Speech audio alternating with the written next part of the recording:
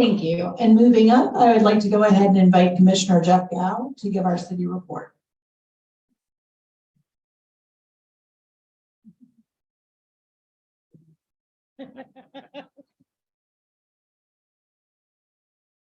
Good morning, everyone. Phyllis's last email to me was to make sure that I wore green. I didn't know what was going to happen. I thought I was going to be the only one, but apparently not. I wanted to start out this morning to talk to you about the Florida Bandmasters Association. And that's an association that works with all these schools throughout the state in order to evaluate them. So every year you have what's called an MPA, which is a music performance assessment.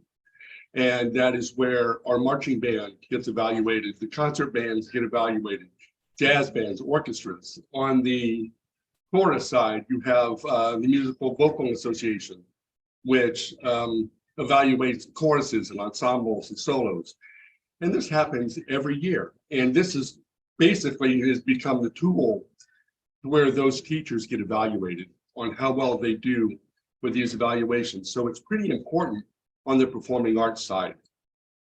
And the reason I mention that is because Father John so eloquently started to talk about how usually we think of St. Patrick's Day as the chance to drink green beer and put on a fake orange beard and just kind of have a party and have fun. But there's some serious tone underneath that. And there was a St. Patrick, and that's who we represented. We have coming up on April 1st this year, we have our Highland Games. And when you first look at our Highland Games, you think of it as an opportunity to have fun, to drink some beer, watch some big men and women throw telephone poles and big heavy weights, and certainly listen to some wonderful, wonderful bagpipe music and some drumming and some dancing. And so while that is all great fun and that's the appearance, let's go have a festival, there's actually quite serious undertone there that with the bagpipes we have in Dunedin, there is no Florida Bandmasters Association that evaluates them. There are no MPAs. So for our middle schoolers and high schoolers, this really is their opportunity to be evaluated. And so you hear about our Dunedin Highland Games, you hear about our Central Florida Highland Games, you hear about our South Florida Highland Games, our North Florida Highland Games, all Highland Games everywhere. That's really what they are. So please, I ask you to go to the games Saturday, April 1st, and have all the fun you want. But also when you watch our 6th graders, our 7th graders talk to adult judges about their music and what they're playing and how they played it. And that's the beginning of our young people really growing within the bagpipe community, the dancing community, the drumming community. So really give some appreciation to what they're doing, talk to them about how long they've been playing and what they like to do about it, because it's a wonderful day with a whole lot of fun. But like St. Patrick and most of the holidays in America, there's this kind of serious undertone. So I just wanted to put that out there. Sorry to delay, but thank you, Father, for just kind of putting that to my attention. City report, right? Everybody's toilet flushed this morning, water came on, lights, so we must be doing something right, or at least part of us. There's a whole lot going on in the city, always busy. If you didn't notice, we recently had our grand opening for Gladys Douglas, and we can never get tired of talking about the Gladys Douglas property project preservation, just this wonderful public-private partnership that came together to purchase this wonderful, wonderful piece of property. Phase 1 opened, which is kind of a walking trail that leads you through the property where the real passion for the fight to preserve this really comes from, and the flora and fauna that's there that you can't find anywhere else, certainly in the county and most likely the state of Florida. So it's the last bastion of some of this unique Florida fauna that's there. So please go to Gladys Douglas property, embrace it, appreciate it. An early morning walk, it is, it's right there at the corner of Virginia and Keene, but you'd swear you're in the middle of the Everglades. You don't hear any cars, you just hear birds, and it's just a wonderful, peaceful walk. So please enjoy that. It's March, which for anybody who has a bicycle gets excited about, because it's Florida Bike Month. And actually in May is National Bike Month. Florida holds it in March because it's a little warm in May. So that's why we have that. But we do actually have an event coming up March 24th. It's a Friday and it's at 10 a.m. And it's going to be at the corner of the Pinellas Trail and Skinner. Exciting, peaceful intersection that nobody ever goes to. But it really is. It's in cooperation with the city of Dunedin, Pinellas County, Ford, Pinellas, the DOT, and Eli's Barbecue. Seriously. And Cafe Racer. So get on your bike. It's an opportunity to appreciate the trail, the surroundings, and get to know other bicyclists. And maybe pick up a free bicycle helmet or something while you're there. So please take part. Youth summer programming. It's open, registration is available. And I can see most of you in our summer camps. So please enjoy. But no, just share it that it is getting up and going. So visit our website. Registration is starting. So make sure that our youth get involved and can stay active during the summer. It is St. Patrick's Day. And so in Dunedin, we know what that means. Yeah, roads are closed. So, right. So downtown will be closed and some of the arterial roads around our downtown will be closed. Just keep that in mind as you're traveling through the city. And instead of being frustrated at that road being closed, park the car, come and join the fun. Right. So when you have a party at your house, the best thing to do is invite your neighbors so they don't complain. So City Dunedin, we all invite you into our downtown. So we won't complain about roads being closed. Let's see. Red Tide. Jorge, you've been so kind on giving us weekly updates on our Red Tide. The most recent report that we got Wednesday, we've had some red tide throughout the coast of Pinellas County and into Sarasota, but our last report was that it's kind of low, it's diminished. That's cold weather kind of helps with that. So we did have a spike a week or two ago, but it is down, and hopefully that'll continue to be low to no red tide. Senior Hall of Fame. Let me see, nominations are open until March 24th. And that really is one of my favorite events, programs, whatever you want to call it in the city of Dunedin. And really what I do like about it is it gives me the opportunity to learn so much of the residents who apply for it or get nominated by a friend or neighbor, to know them beyond what we know. And you find out that we have some really, really fascinating residents in the city of Dunedin. And some of the work they have done or they are doing is just amazing. And there is so much divisiveness in our country today. And I think a large part of that division is connections. And I think connections, knowing people, really is the cure for that division. And so it's just, if you know somebody, apply. If you don't apply or nobody, come and enjoy it, learn about the number of residents who are just have done or doing amazing things in our wonderful community. Let's see. Monday, March 20th, that's coming up. So get a good night's sleep on Sunday, because public art recognition here at the golf club for the tower that's behind us. So we will be we'd unveil it if it were small enough, but it's too small to veil. So, but we will be certainly acknowledging our wonderful tower and the tortoises and the sea turtle that's there, and giving homage to the artists. So please come. That is Monday at 9 o'clock here at the golf course. Oh, okay. The Mies Material Building. You guys, if you grew up here, it's the old post office downtown, right? That it's being demolished. And so that is starting soon to make way for additional parking downtown. So for those of you who are frustrated at the little no parking, I first encourage you to get on your bike or walk or golf cart. But if you don't do that, we will have additional parking for you starting then. But give us a little while. It doesn't take a day, right? Let's see. Oh, the best for last. The new City Hall. Have you all been there? Have you driven by? It really is amazing. You know, it's a public building. So when we moved, which we did last Monday, we were closed, or over the weekend it was closed Monday, to allow the employees to get a little comfortable and make sure most of the bugs are worked out. But it's a public building. And so we can't move public staff in there and then not open it for you all. So it is open. Please, we're open for business. Certainly, there are still things that we're working on. We are planning on a dedication and a ribbon cutting, and it is going to be a big. Dunedin doesn't do anything small, so it's going to be a big, exciting opportunity to celebrate our new city hall. That date is forthcoming because we do have some punch list of items and things of that nature.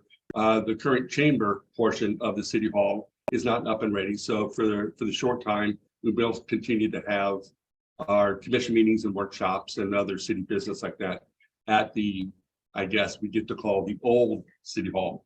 So we still get to visit that as well. But that is the city report. So thank you all very much.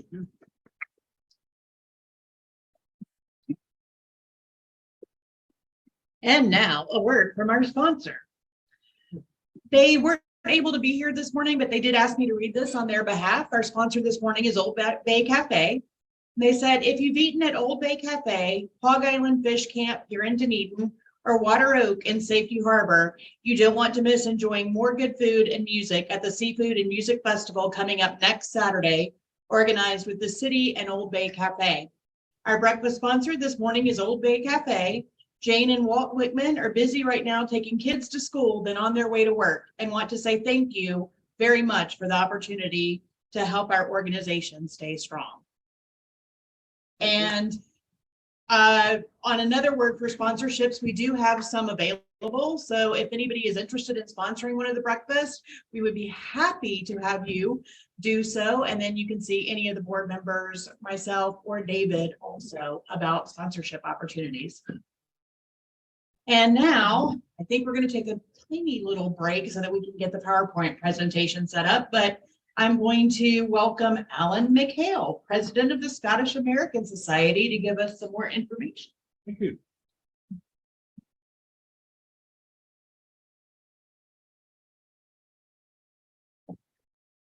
We're just going to take a quick minute to get organized. Thank you, ladies and gentlemen, for the opportunity to speak to you this morning. All this talk of St. Paddy's Day and drinking, I don't mind if I do, slang. What a great morning. The sheriff's not here. I can drink all I like.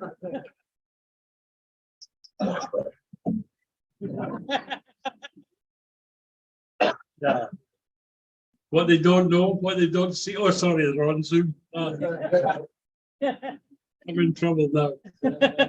Okay, so we're here to, we've mentioned with the father, with Commissioner Gow, a lot of celebrating going on in the city. And my presentation this morning is all about celebrating Dunedin Scottish heritage, Dunedin's links to Scotland, slange, whiskey, and other things. And as you came in this morning, we had a couple of pipers playing. We had our own Captain John McDonald there, who played a little bit. And just before that, we had young Madison both.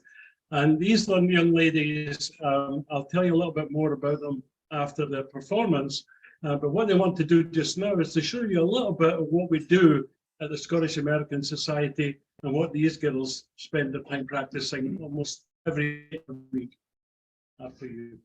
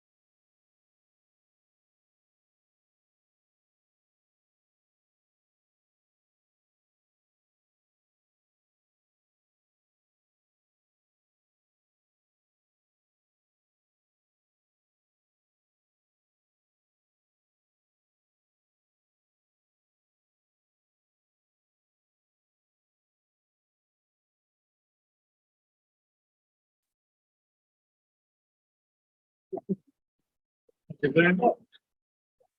Well done, ladies. So, are you doing another one? No. You know, as I said, are you doing another one? Yeah, when I see them they rehearse in our hall every week, and I go in and I get exhausted just watching them. But yeah, what we had there is, as I said already, we've had Piper John McDonald. He's with the City of Dunedin Pipe Band in the Grade 4 band. He's also a board member of the Scottish American Society of Dunedin. Piper Madison Porth, who was on my left, on your right, and she's also with the Isle of Skye Dancers, who are headquartered in our building, and she's with the City of Dunedin Pipe Band Grade 1.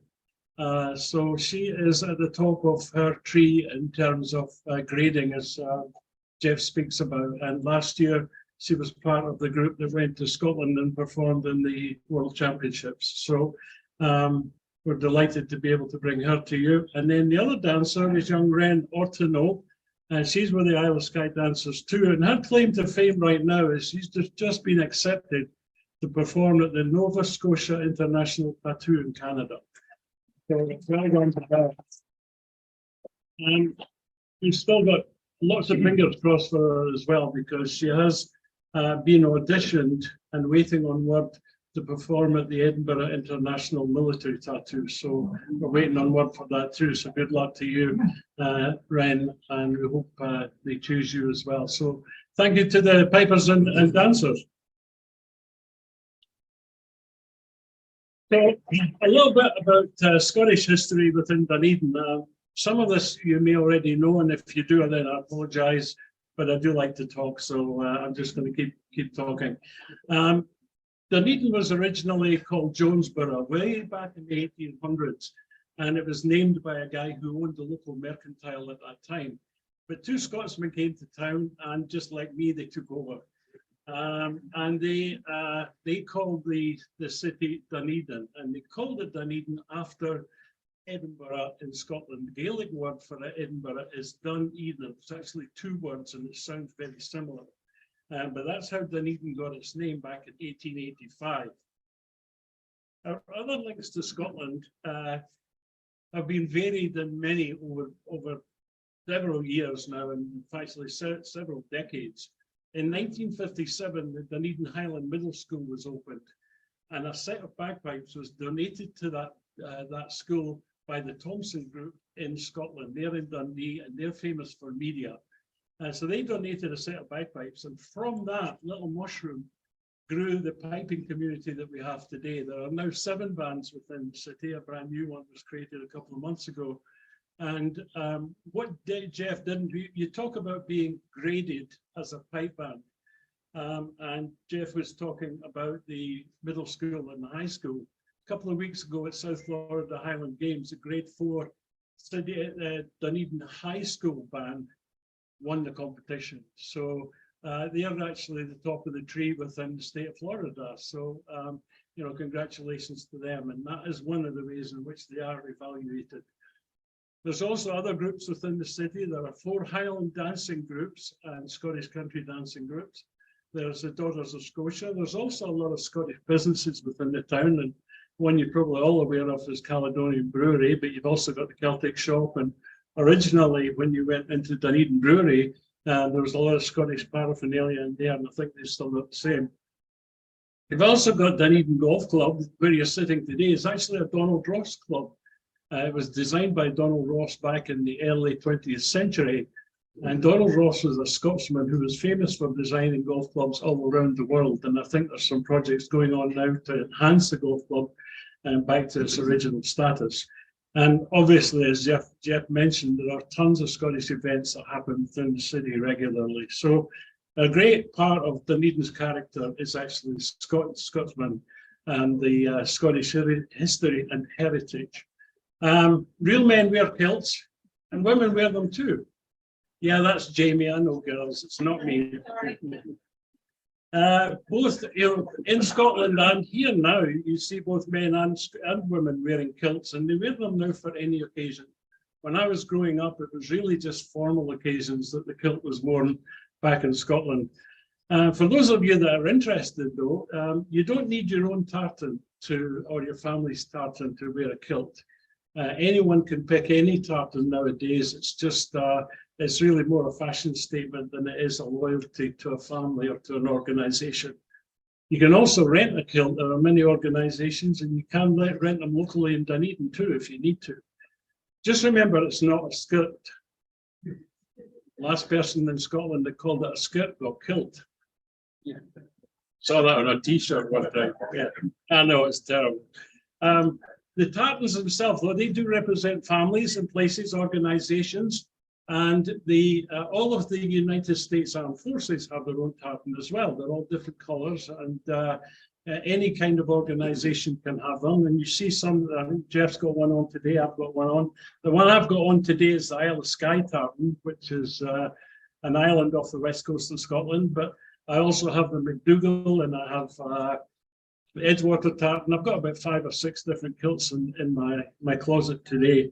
And I just pick one depending on the mood I'm in when I'm going out, and depending on what I'm doing, because it's very warm to wear in the summer. So, but maybe your family does have its own tartan. So if it's something you're interested in, we can always help you to find it. And you really, if you're wearing the kilt, you choose one you like today. You don't just stick to your family's traditions. You wear what you want to wear. So one of the things that people hear about Scotland, or they find out about Scotland, is through the movies or through television. But I get constantly asked, is it true? Did that really happen as it's depicted in the movies? So here's a challenge to you. Was Braveheart true or false? Anybody? True? Yes. Most of the movie was true. The one thing that was false was that William Wallace did not have an affair with King Edward's daughter-in-law. That didn't happen. They never met. Mary, Queen of Scots, a movie that came out a couple of years ago, was that true? Yes, that was true too. She was officially the Queen of Scotland, although her cousin, I think it was, Elizabeth I, didn't like the fact that she or her son was due to take over the crown when Elizabeth died. So she got rid of her and got rid of the family, but it didn't work. And eventually we used to say Mary, Queen of Scots, got her head cut off, and that's exactly what happened to her. So that was true too. Robert the Bruce, a movie that's been out for a couple of years now, was that true? Yeah? Yes, that's true as well. Although the legend of him hiding in a cave and outwitting the British soldiers because a spider grew a web across the door of the cave, that didn't happen. That's all legend. What about Rob Roy McGregor? That was Liam Neeson in the movie. Was that true? Yeah, that's true. Yes, he was a cattle thief, and he was a cattle drover really at the time. He didn't have tractors, and there weren't many horses in Scotland at the time. But his wife was assaulted by English troops, and he took revenge on that by gathering men and going out and taking people's cattle and paying off debts by using their money to do so. The movie Highlander with Sean Connery, that was back in the 70s or 80s, a very famous movie, and one of the more famous Scots one. Was that true? I see all the nodding heads and the shaking heads at the Scottish American table here because they know, but no, Highlander wasn't true. No, you can't travel through time in spite of what they said, and in spite of what they said in Outlander. What about Outlander itself? Was that true? No? You're right, it wasn't true, but nothing has done more for Scottish tourism in its history than Outlander has. And one of the things I've done some research on is that the books that Outlander, the Diana Gabaldon books on which the Outlander characters came out are all historically true. Everything that happened in the stories, both on TV and in the books, actually took place. So although the characters are fictional, and the story itself of moving through time, obviously that didn't happen. But as I say, nothing is done more for Scottish tourism, for Scottish fashion in some ways. And it's certainly perked up some of the women as well when they see Jamie with his shirt off. So that never happened with me. And the last one I found, just recently, and there was a poll that was announced in the Scotsman 2 weeks ago, and they listed the top 12 popular Scottish movies, and right second at the top was this one called Whiskey Galore. And the story of Whiskey Galore was actually a shipwreck off an island in Scotland. This is the supposedly fictional idea. The shipwreck happened due to a storm, and there was 50,000 cases of Scotch whisky that was on board that ship. And the villagers and the townsmen helped to recover the Scotch whisky. And then the customs guys, can't say it with somebody else's teeth in. But the excise man came to try and recover that Scotch whisky, and he couldn't find it. It didn't exist. So did that happen? Yes. Did happen, actually. Yes, that was a true story. But there's been 2 movies that are comedies that have been based on it. So a lot of the things you see in these movies about Scotland, okay, they're historical, but a lot of the things are based on facts. So it does give you an idea of the bloodshed, the hatred we had for each other, the beautiful scenery that we had all through it. The other thing that people have a perception about Scotland is that it's all about movies and bagpipes and tartan, shortbread, whiskey, I don't mind if I do, Sean Connery and Outlander. But Scotland's actually famous for a lot more than just those things. In Scotland, we talk about the bagpipes and heather brigade, people that think that the whole of the country is based on a shortbread tin. Well, it's not. Scotland was famous for inventing many of the things that you actually take for granted today. Some of them I've got up on the screen just now. But I always tell the story of when you came here this morning. Hands up, anybody that's got a Buick? Anyone? There's a couple here. Okay, so let's take the Buick car. Buick itself as an organization was created by 2 Scotsmen. The engine that's inside the car was invented, the actual combustion engine was invented by a Scot. The tires on that are actually pneumatic tires. They're blown up by air. And that was created by a guy called Dunlop. Dunlop tires were on your car. They had the patent for it. And you drove on our roads here, some of them have got potholes in them, we can't blame the Scots for that.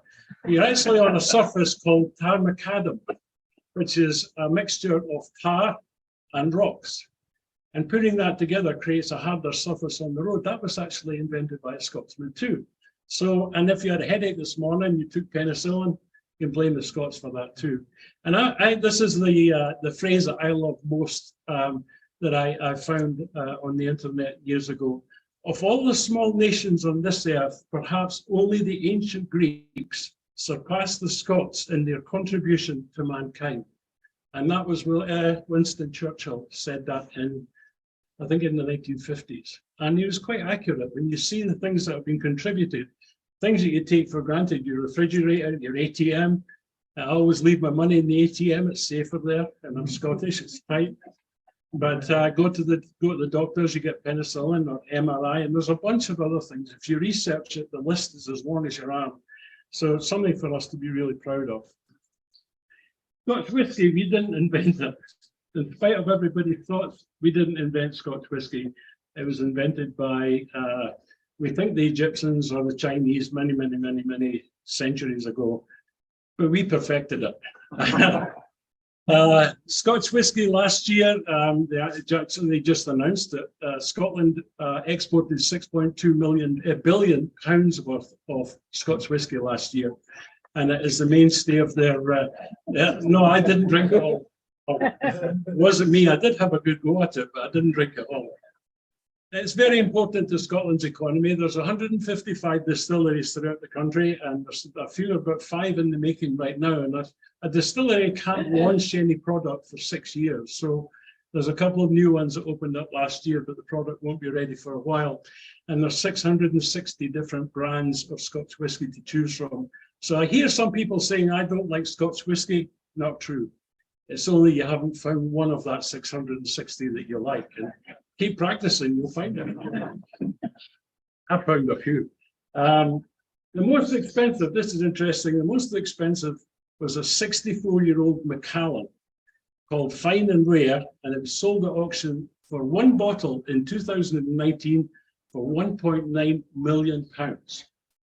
And what they did with that when they got it is they broke it up into small portions and put them in a Swiss watch with diamonds.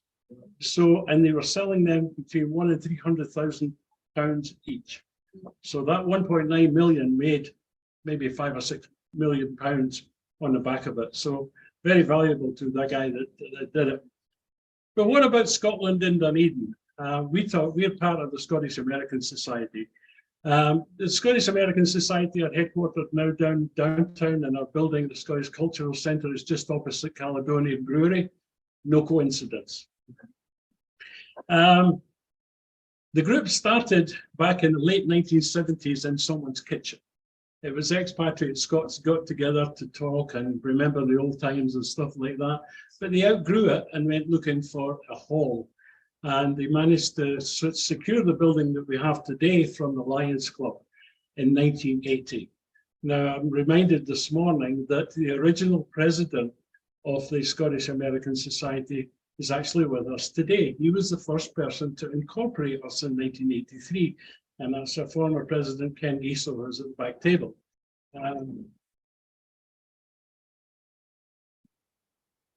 I was going to say he's the oldest living member, but I don't think that's the case. But yeah, he played a very major part in our history.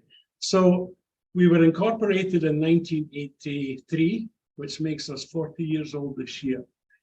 The hall was moved from its original position, which is where the new City Hall is. That's where it used to be located. It was moved there about 40 years or 50 years ago, we think. But there's very little that's actually written about the hall. But we actually did find a document that referred to that building as the annex for the old red brick schoolhouse. It dates back to 1923, which means that the hall is 100 years old this year. So there's a lot of things for us to celebrate. Our 40th birthday, the 100th anniversary of the hall, and we also celebrate some other stuff. The organisation itself, what we try to do is to bring some Scottish culture to Dunedin. We've created a library in our building in an old storage room. We've got a small library, and thanks to Phyllis and the library at Dunedin, they have a large Scottish section, and they also have a bust of Robert Burns. Unfortunately or fortunately, the bust of Robert Burns was actually paid for by the community here, but in most libraries around the country, a bust of Robert Burns exists that was paid for by the Carnegie Group, but the citizens of Dunedin actually paid for that one. So thanks to Phyllis and the citizens. We also have music at our hall.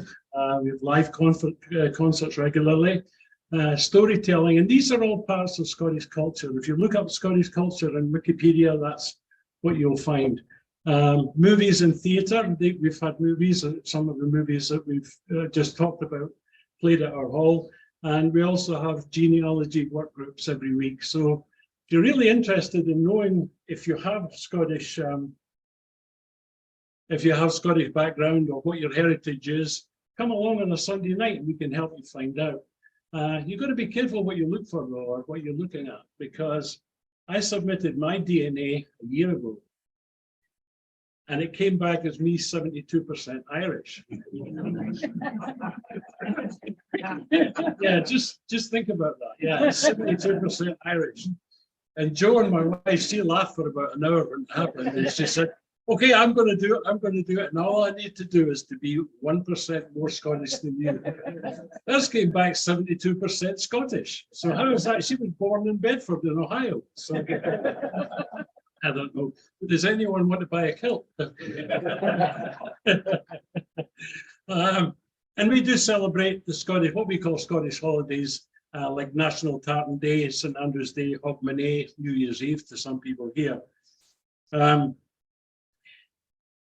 The Scottish Cultural Centre, or the hall as people refer to it, is actually being underused for many, many years. It was only being used really as a social club on Friday nights through the winter and nothing through the summer. So we were quite happy to actually build up a programme within the hall and make sure that it was being used more by the community. So today, or this week, for example, we've had Highland dance classes on 2 nights. We have 2 piping schools. If any one of you or your family would like to play bagpipes, and something you've always thought about but didn't know how to get started, you can do it at our hall. We've got 2 classes that run almost every day. I think they're available 6 or 7 days a week. We have the genealogy workshop, as I've mentioned. Scottish Country Dance Group are in there on a Sunday night. We have whiskey tastings. Don't mind if I do. And we have our concerts. The concerts go on for most of the year. Probably about, I say most of the year, it's about 8 or 9 months of the year. It's a live concert programme. It runs from August to April, unless some of the Celtic bands are touring the country and coming into Florida, and then we'll try and bring them to Dunedin. We feature both traditional and contemporary Celtic music.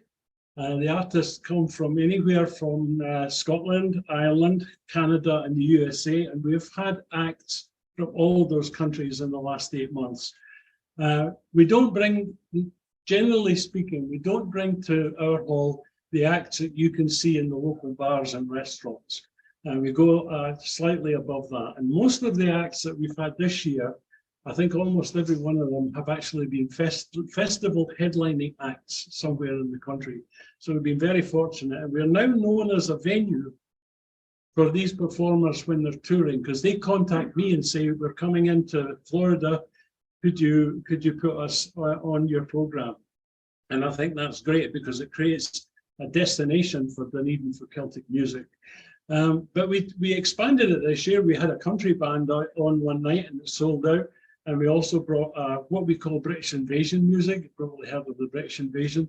There's a band called Liverpool Live, who are the best Beatles cover band, and they filled the hall one night this year as well. So it's a fantastic program that we've had. We've had 14 live events, and 8 of them were sold out. So it's been very good for us. As I say, though, it's all about celebration today, and we're celebrating in the next 4 or 5 weeks. We're celebrating 3 different things. National Tartan Day, the Scottish Cultural Centre 100 years old, and the Scottish American Society 40 years old. And we'd like you to celebrate with us if you have the time to do so.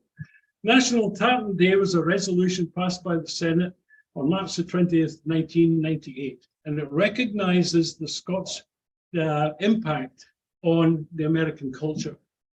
It also commemorates Scottish Declaration of Independence, which is a document called the Declaration of Arbroath. And that was famous for giving the power to the people to get to determine their own destiny, how they were going to be governed. It also separated officially church and state, and was sent to the Pope at that time for him to give his blessing to it, which he did. The American Declaration of Independence was actually modelled on the Declaration of Arbroath. And that document itself was signed by almost 50% of the 30 or 40 people who signed that document into being were of Scottish descent. So very important for American history as well. What else have we got going on? Well, probably unknown to most of you is a band called Skerryvore. Today, Skerryvore, they're coming to Dunedin, by the way, are the biggest Celtic band in the world today. They're also, we were voted in December, the most popular and best live Celtic act in the world. It was voted by the people who follow that kind of music, and it was coordinated by the BBC in London. And they came out on top. Skerryvore have been in existence now for about 20 years. They started off on the Isle of Tiree, which is a small island off the west coast of Scotland. They started as a ceilidh band, so that was like a country band, and it was just kids that got together. And if we could only produce that kind of music here, those kids would go on and make a fortune because there is a demand for Ceilidh music for Scottish organisations throughout the country. There just isn't enough of that. The band features bagpipes, fiddle, flutes, accordion, drums and guitars. And last year, they became an international #1 best-selling act because of a tune that they created called Everyday Heroes. And Everyday Heroes is an instrumental that was put together, and the benefits from that, all the proceeds from it went to the National Health Service during COVID. So they made hundreds of thousands of pounds that they donated to the National Health Service, and it became very popular as a result of it. They're multi-award winning, and this will be their 4th visit to Dunedin. And this is the only place in Florida that they are performing this year. We're getting the help of a company called Grant Street Partners to bring them here. And you probably don't know who Grant Street Partners are, but you have heard of the new hotel on Grant Street and the new hotel for the Blue Jays on the Causeway, and Grant Street Partners are actually building that. So they're making it possible. So Skerryville are going to celebrate with us on 3 days. On Tartan Day, National Tartan Day on April the 6th, they're doing a concert at our hall called Back to the Beginnings. And they take us right through the history of the band since they were little kids and play some of the music that they did at that time. And then they bring you right through to the new album that's being launched on the 26th of April. If I go back just one slide, I think on this one, I don't know if I can. Yeah, there. The picture you see there was actually on Sunday. That band played to 65,000 people at Murrayfield in Edinburgh just prior to Scotland Ireland Rugby International. So that's one of the biggest audiences they've had. And the second busiest was they played at the O2 Arena in Glasgow to 35, I think it was between 35 and 40,000 people in December last year. So very, very popular, and we're delighted to bring them here. So they're going to do that on the Thursday night, and then on Friday night, they're doing a whiskey tasting for us. Now, being young guys, they're into Scots whiskey, or at least 7 of the band are. One of them doesn't drink at all, and he's quite devout as a Christian, so he doesn't get involved in that, Scott. And I just learned this morning that actually Scott, when the last time we were here, Scott Wood is his name. He has another band with his wife that's actually a Celtic Christian band, but he went to Pastor Sheila's church when he was here the last time. And in that conversation, I heard that we're actually doing a Kirkin of the Tartans on the 26th of March. So if anyone wants to see that, go along to Pastor Sheila's church, and you'll see the kids playing bagpipes and do a ceremony around the tartans. And then the next and the big one for us is going to be on our 40th anniversary party on Saturday, the 8th of April. That's at Weaver Park. The gates will open at 2 o'clock. We're featuring the Suncoast United Pipes and Drums. You probably have no idea who they are, but that's a brand new pipe band that started up in Dunedin about 2 months ago, and they're excellent. And they're just getting themselves together, but this will be their first public performance in Dunedin. And Isle of Skye Dancers, the girls will be playing, and they will probably be dancing Skerryville as well during that night. We're bringing in the Byrne brothers from Dublin, and they're a family of 3 kids and the father. And they were brought to the United States by the Disney Corporation when they opened Raglan Road, probably about 12, 13 years ago. And the kids have stayed here since, and they are now headlining festivals across the country, and we're fortunate to have them. And then Skerryville will be on about 6:30. Weaver Park's difficult to park at. It's on the water, so there's not a lot of parking. So the city have graciously allowed us to use Highlander Park, and we'll be transferring people from Highlander Park to the venue by using the Tiki bus shuttle.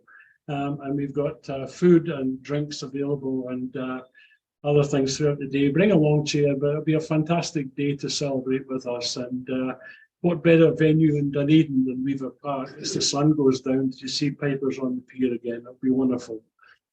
So that's just about it for me. Thanks again for seeing us. If you're interested in helping us, we're always looking for new members. Membership starts at $25, and that membership program helps to support the arts. It helps to support Scottish culture. It helps to keep Dunedin's identity and our Scottish heritage. It's very important to the city. It brings in tons of tourists. It brings in loads of tourist dollars. That helps everyone. especially in the bigger events that Jeff talks about. But it puts us on the map and keeps us on the map and keeps us very important. So thanks, and we just invite you all to come and celebrate with us, and thanks for listening to me. Does anyone have any questions? Is it open today? No, because it's St. Patrick's Day or St. Paddy's Day or the big green celebration, whatever you want to call it. We're not opening it today, and we weren't sure what would actually happen today, but most of the Celtic acts that would be available are actually booked a year in advance. And the other thing is that what we don't want to do is we don't want to impact or to compete with Jason's event downtown, if you like. Jason does a lot to support us and support the community, and we certainly wouldn't want to compete against him and affect anything that's going to be to him. Now, if it was raining, that would be a different matter. We'd probably open up the venue and bring the acts in there and let the public participate. But no, Jason's too good to us, and we're actually pouring beer for him later on today. So, but that's the reason behind it. Good question. Anyone else?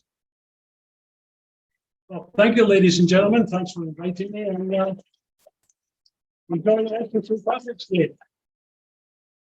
Lunch.